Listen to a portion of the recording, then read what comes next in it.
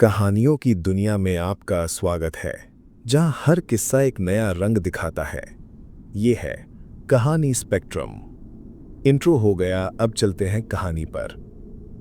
कहते हैं कुछ दरवाजे ऐसे होते हैं जिन्हें कभी खोलना नहीं चाहिए, क्योंकि उनके पीछे सिर्फ अंधेरा नहीं बल्कि सदियों से कैद कोई साया छुपा होता है। जयपुर के बाहरी इलाके में एक पुरानी हवेली है। उसके दरवाजे को गांव वाले दशकों से छूते तक नहीं, पर एक परिवार अपनी मासूमियत में उस गलती को कर बैठा। उस रात हवेली का दरवाजा खुला और उसी पल से उनकी जिंदगी कभी पहले जैसी नहीं रही। दोस्तों, जब मैंने पहली बार ये किस्सा सुना था तो मेरे रोंगटे खड़े हो गए थे, क्योंकि ये कोई आम कहानी नहीं, ये उस परिवार की दास्तान है जिन्होंने अनजाने में एक जिन को जगा दिया था। और यकीन मानो, अगर आप ये कहानी आखिर तक सुन पाए तो अगली बार अंधेरे कमरे में अकेले बैठने की हिम्मत शायद कभी न कर सको। चलिए कहानी को शुरू करते हैं। तो ये बात है जयपुर की। जयपुर के बाहरी इलाके में, जहां शहर की चकाचौंध धीरे धीरे मिट्टी और सन्नाटे में बदल जाती, वहीं बसा था एक पुराना मोहल्ला। छोटी छोटी गलियां, हवाओं में घुली धूल और दोनों तरफ खड़ी पत्थर की पुरानी टूटी हुई हवेलियां। दिन में सब कुछ सामान्य लगता था। बच्चे खेलते थे, औरतें चौखट पर बैठकर बातें करतीं। लेकिन जैसे ही सूरज डूबता, वहां का माहौल बदल जाता। रात का ऐसा सन्नाटा होता कि इंसान अपने ही दिल की धड़कन साफ सुन ले। कभी कभी तो ऐसा लगता जैसे वो धड़कन उसकी अपनी ही नहीं, किसी और की भी हो। उसी गली में रहता था आरव सिंह। आरव 23 साल का था। लंबा, दुबला पतला, हमेशा हल्की दाढ़ी में रहने वाला। दिन में जयपुर की एक ट्रैवल एजेंसी में काम करता और शाम को दोस्तों के साथ चाय की दुकान पर गप्पे मारता। उसका रूटीन बिल्कुल साधारण था।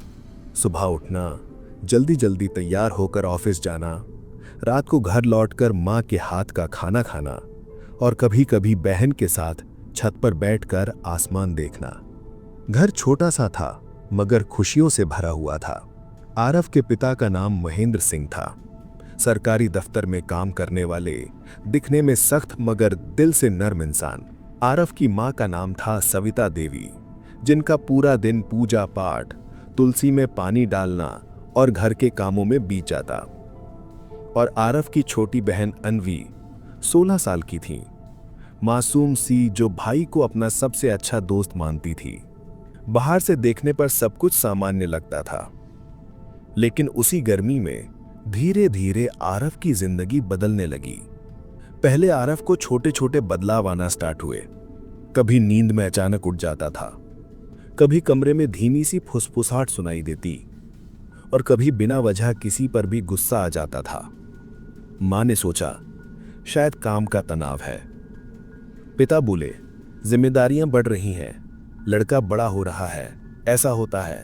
पर अनवी, उसने सबसे पहले नोटिस किया।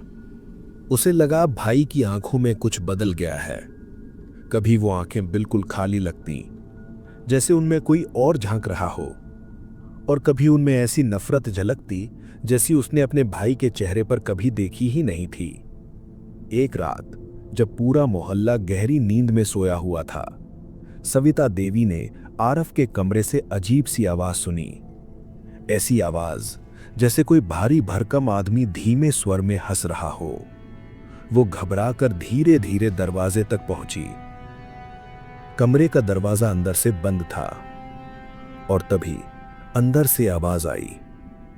वो आरव की आवाज नहीं थी, वो गहरी, खुरदुरी और बेहद ठंडी थी। तुम सबको लगता है ये आरव है? आरव की मां के पैर सुन पड़ गए। उसने कांपते हुए दरवाजे की दरार से झांकने की कोशिश की, लेकिन अंधेरे में उसे सिर्फ आरव की परछाई दिखी, जो कमरे के बीचों बीच खड़ी थी। अचानक एक जोरदार धड़ाम की आवाज आई। अलमारी अपने आप गिर गई। सविता चीख मारने ही वाली थी कि आरव ने धीरे से दरवाजे पर हाथ मारा। दरवाजा अपने आप बंद हो गया। पूरी रात सविता दरवाजे के बाहर बैठी रही। उसकी आंखों से आंसू बहते रहे, पर अंदर जाने की हिम्मत नहीं हुई। वो बस जाप करती रही, हनुमान चालीसा, राम राम राम। भोर होते ही जब पहली किरण कमरे की खिड़की से अंदर गई, तब अचानक सब शांत हो गया। आरव दरवाजा खोलकर बाहर आया। चेहरा पीखा, आंखें लाल और होंठ सूखे हुए, जैसे रात भर उसमें कोई और बस गया हो। उस वक्त सविता ने ठान लिया कि अब चुप बैठना मौत को बुलाने जैसा होगा। और फिर अगले दिन उसने अपने पति महेंद्र को सब सच सच बता दिया, मगर महेंद्र सिंह ने इसे अनदेखा कर दिया। उन्होंने कहा, रात को नींद में बड़बड़ा रहा होगा, इतना बड़ा मुद्दा मत बनाओ। लेकिन मां के दिल में वो आवाज अब भी गूंज रही थी, तुम सबको लगता है ये आरव है? दिन गुजरते गए और आरव की हरकतें और अजीब होती चली गईं। कभी बिना वजह वो घंटों छत पर बैठा रहता। धूप हो या अंधेरा उसे कोई फर्क नहीं पड़ता था। कभी खाने की प्लेट सामने रख दी जाती तो बिना छुए ही उठकर चला जाता, और कभी अचानक हंसते हंसते उसका चेहरा ऐसा हो जाता जैसे हंसी नहीं रहा बल्कि कोई और उसके जरिए हंस रहा हो। सबसे पहले ये बात बहन अनवी ने नोटिस की। वो अपने भाई के कमरे में गई और धीमी आवाज में बोली, भाई तुम ठीक हो ना? आरव उसकी तरफ देखता भी नहीं, बस कमरे के कोने में घोरता रहता। अनवी ने डरते डरते उसके कंधे को छुआ। आरव ने धीरे धीरे उसकी तरफ चेहरा घुमाया। उसकी आंखें लाल थीं और अगले ही पल वो मुस्कुरा दिया। ऐसी मुस्कान जिसे देखकर अनवी का दिल धड़कना ही भूल गया। उस मुस्कान में भाई नहीं था, वहां कोई अजनबी था। अनवी की आंखों में आंसू आ गए। वो पीछे हटी और चीखते हुए भागकर मां के पास पहुंच गई। मां, आरव भैया भैया जैसे नहीं रहे। अनवी कांपते हुए बोली। सविता ने बेटी को सीने से लगाया। आरव के पिता भी दौड़ कर आए। तीनों ने मिलकर कमरे का दरवाजा बाहर से बंद कर दिया। उस रात घर में कोई नहीं सो पाया। हर थोड़ी देर में कमरे से अजीब आवाजें आती, कभी हंसी, कभी फुसफुसाहट, कभी चीजों के गिरने की धमक। और पूरी रात वो तीनों डर के साए में एक कोने में दुब के बैठे रहे। धीरे धीरे मोहल्ले में भी बातें फैलने लगी। लोग कहते, अरे महेंद्र जी का बेटा अजीब सा हो गया है, कभी अकेला बातें करता है, कभी रात को छत पर चलता दिखाई देता है। किसी ने तो यह भी कहा कि उसने आधी रात को आरव को मोहल्ले की सूनी गली में चलते देखा और उसके पीछे परछाई उसकी खुद की नहीं थी।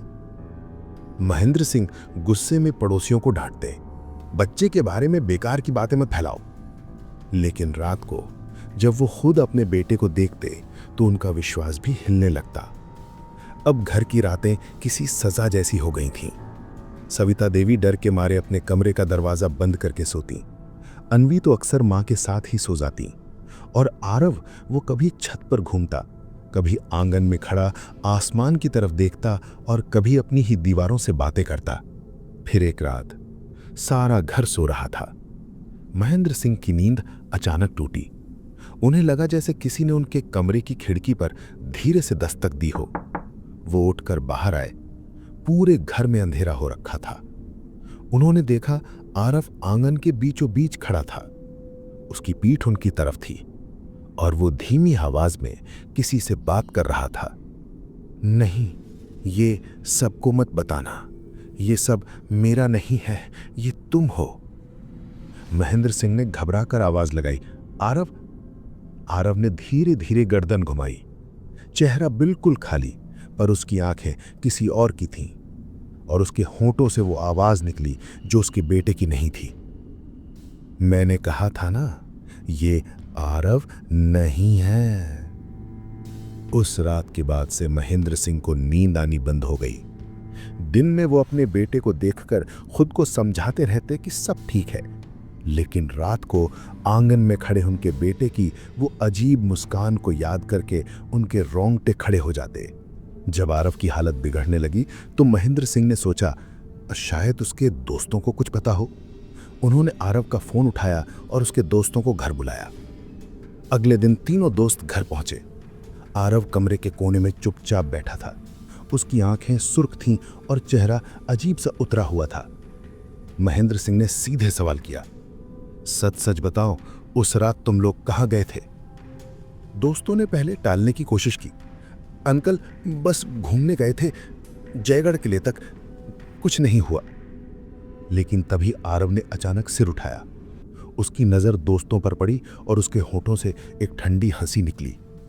झूठ बोल रहे हो तुम लोग। उसकी आवाज भारी और कर्कश थी, जैसे किसी और का गला बोल रहा हो। आरव के दोस्त के बात सुनकर डर गए। उनमें से एक घबरा कर बोला, अंकल, हम लोग बांदीपुर की हवेली गए थे, लेकिन हमने कुछ नहीं किया। सच में हमने आरव को रोका भी था, पर वो हमारी बात नहीं मानकर अंदर चला गया। आरव की मां सविता के हाथ से पूजा की थाली गिर पड़ी। हवेली? उसने कांपते हुए कहा। आरव के दोस्त और कुछ बोल पाते इससे पहले आरव ने जोर से चीख मारी। कमरे का पंखा अचानक तेजी से घूमने लगा, खिड़कियां अपने आप बंद हो गईं और एक अलमारी जोर से जमीन पर गिर पड़ी। तीनों दोस्त भागते भागते घर से निकल गए। उस दिन के बाद वो कभी लौट कर नहीं आए। अगले दिन सुबह सविता देवी ने पक्का निश्चय किया। उन्होंने मोहल्ले के ही मंदिर के पुजारी पंडित रघुनाथ को घर बुला लिया। पंडित जी उम्र हो चुकी थी, दाढ़ी में सफेद बाल थे और पुराने इलाके में बहुत सम्मानित माने जाते थे। वो घर आए। उन्होंने सबसे पहले आरव को देखा। आरव शांत बैठा था, बिल्कुल सामान्य। पंडित जी ने उससे पूछा, बेटा, पढ़ाई कैसी चल रही है? आरव मुस्कुराया और बोला, सब ठीक है पंडित जी। उसकी आवाज इतनी मासूम थी कि पंडित जी ने भी सिर हिलाकर कहा, कुछ नहीं हुआ है, बच्चा एकदम स्वस्थ है।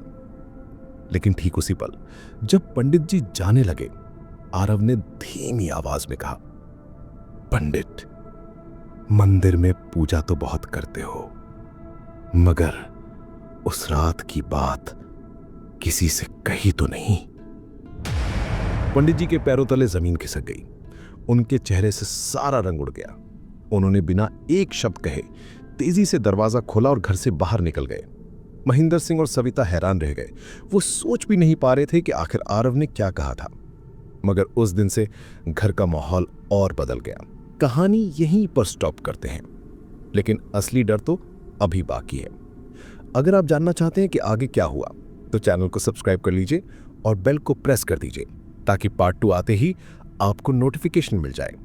और अगर ये पहला हिस्सा आपको अच्छा लगा तो कमेंट में जरूर बताइए। दोस्तों, ये तो बस शुरुआत थी।